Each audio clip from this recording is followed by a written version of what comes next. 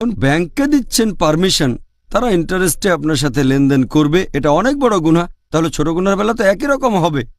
তো প্রিয় দর্শক, আমরা টাকা রাখার জন্য আমরা ব্যাংক অ্যাকাউন্ট খুলি। সেই ব্যাংকে টাকা রাখার কারণে আমরা যে ইন্টারেস্টটা পাই, সেই টাকাটা পাই, সেটা ইন্টারেস্টের টাকাটিকে আমরা গরিবদেরকে দান করতে পারবো।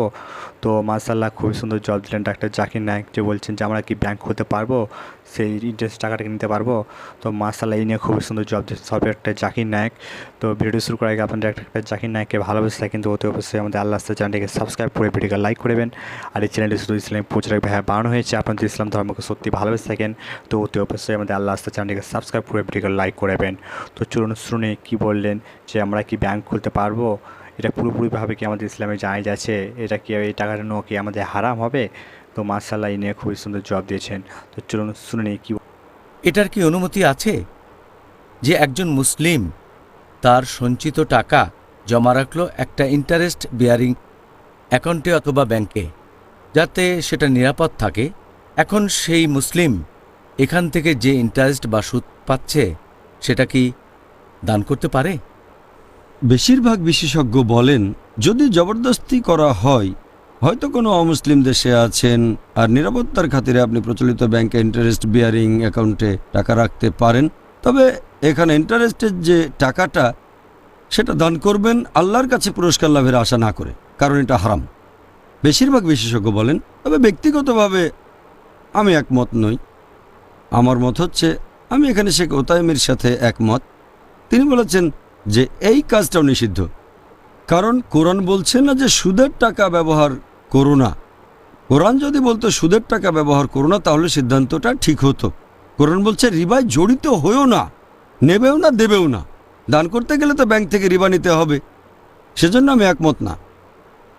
যদি আপনি রিবা বন্ধ করতে চান, তাহলে সিস্টেমটাই বন্ধ করতে হবে। বলতে পারবো না যে নিরাপত্তার জন্য রাখলাম, ইন্টারেস্টের টাকা দান করে দেব। পরোক্ষভাবে তাদের উৎসাহিত করছেন, কারণ যখনই একটা অ্যাকাউন্ট খুলবেন যেটাতে ইন্টারেস্ট আছে, আপনি সাইন করে তাদের জানিয়ে দিচ্ছেন যে আমি এই ইন্টারেস্টের নিয়মটা মেনে নিচ্ছি। এই কাজটাও পাপ। আল্লাহ আপনাকে অভিশাপ দেবেন, আল্লাহ এবং রাসূল যুদ্ধ ঘোষণা করবেন আপনার বিরুদ্ধে। আর আমি এই লোকজনকে প্রশ্ন করব যারা বলে যে ইন্টারেস্টের টাকা আপনি দান করে দিতে পারেন। ধরেন আমি মাদকদ্রব্যের ব্যবসা করি, ধরেন কোকেন, তারপর ব্রাউন সুগার, আর ধরেন ইনভেস্ট করেছি $1 মিলিয়ন, আর প্রত্যেক মাসে $1 বিলিয়ন লাভ করলাম, এবং লাভের টাকাটা আমি দান করে দিলাম গরিব মানুষের মাঝে। এটার কি অনুমতি আছে? তারা বলবে না, হারাম। কেন? কারণ কোকেন বিক্রি করা, ব্রাউন সুগার, এগুলো হারাম। এখন কোকেন, ব্রাউন সুগার ইত্যাদি বিক্রি করা যদি হারাম, রিবা আরও বড় হারাম। কারণ যদি রিবাতে জড়িত থাকেন, আল্লাহ এবং রাসূল আপনার বিরুদ্ধে যুদ্ধ ঘোষণা করবেন। যখন ব্যাংককে দিচ্ছেন পারমিশন, তারা ইন্টারেস্টে আপনার সাথে লেনদেন করবে, এটা অনেক বড় গুনাহ। তাহলে ছোট গুনার বেলা তো একই রকম হবে। সেজন্য আমি একমত নই। যদি তারা নিরাপত্তার জন্য ব্যাংকে টাকা রাখে, তাহলে তো সেটা রাখতে পারে কোনো ইসলামিক ব্যাংকে, অথবা শেষ উপায় হিসেবে টাকা রাখতে পারেন কারেন্ট অ্যাকাউন্টে। এমন কিছু অ্যাকাউন্ট আছে ব্যাংকে যেখানে কোনো ইন্টারেস্ট বা সুদ দেওয়া হয় না, এটাকে বলা হয় কারেন্ট অ্যাকাউন্ট। এই অ্যাকাউন্টে কোনো সুদ নেই। শেষ উপায় হিসেবে এখানে রাখতে পারেন, তবে শুধু সেই টাকাটাই রাখেন যেটা রোলিং করা প্রয়োজন। কারণ বিভিন্ন দেশে এমন নিয়ম আছে, যেমন ভারতে, ইংল্যান্ডে, যেখানে চেকের মাধ্যমে লেনদেন হয়। যদি আপনি ব্যবসায়ী হন, তাহলে অ্যাকাউন্টে সেই টাকা রাখেন যেটা রোলিং করা প্রয়োজন। বাকিটা ইনভেস্ট করতে পারেন প্রপার্টি, রিয়েল এস্টেট, স্টক ইত্যাদিতে।